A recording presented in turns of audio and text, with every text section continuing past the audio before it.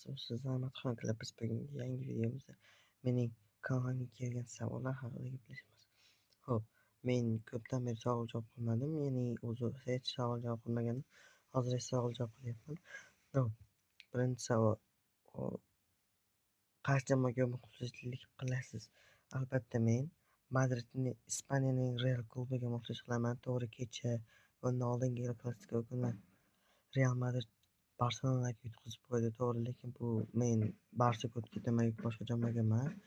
Va ikkinchi muxlislik qiladigan jamoa albatta Abduqodir Husanov uchun Manchester City hisoblanadi.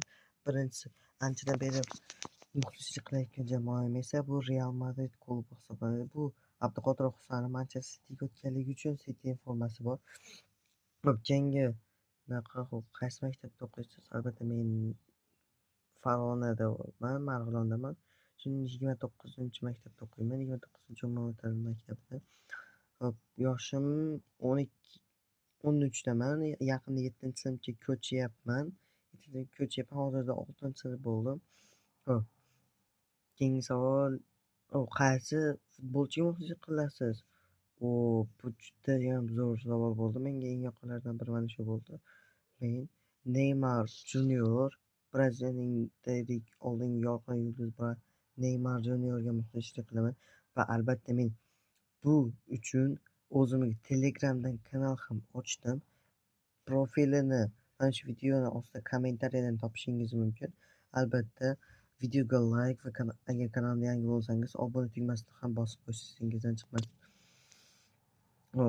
Keyingi savol. Yashash manzilimi? Mayli, Marg'ilon shahrida yashayman. Marg'ilon shahrida 29-umumiy ta'lim maktabining o'ng qo'l tomonida mahalla bor. Mahallaning ichiga kelganda 3-4 uy hisoblanadi. Uzunzoy mahallada uy.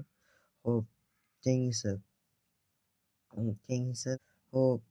Qaysi kasbni egallamoqchisiz? Men albatta futbolchi bo'lish imkoniyatiga egaman, futbolchi bo'lmoqchiman. Ya'ni qanday futbolchi? Albatta men darvozabon bo'lmoqchiman. Bu haqda hozircha biroz o'qiyapman va qaysi tilga qiziqasiz degan savolga ham burilib shu yerda o'qib eshitiraman. Men koreys tiliga qiziqib, hozirda koreys tili bo'yicha tahsil olmoqdaman.